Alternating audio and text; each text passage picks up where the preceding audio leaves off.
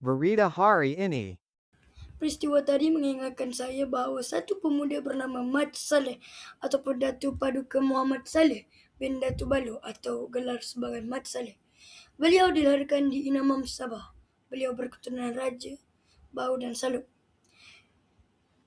Beliau telah menentang SBUB kerana tidak mengiktirafkan kedudukannya sebagai pemerintah disandakan mengatal Inamam dan Pulau Gaya. SBUB mengambil alih juga hak memungut cukai dan mengadakan peraturan baru yang sangat membebankan rakyat.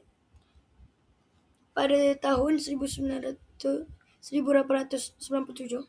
Mat Saleh dan pengikutnya menyerang kubu SBUB di Pulau Gaya. Mat Saleh mendirikan kubu lebih kukuh di Tambuan setelah kubunya di Renau dihancurkan oleh SBUB. Pada tahun 1910, SBUB melancarkan serangan besar-besaran dan menyebabkan Mat Saleh terkorban.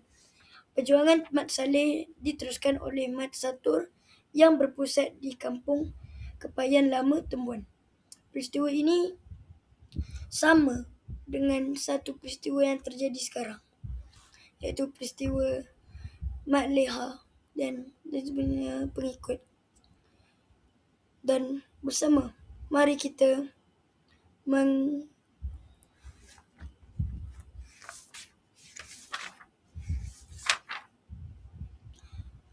bangkit penjajah ditendang di luar negara.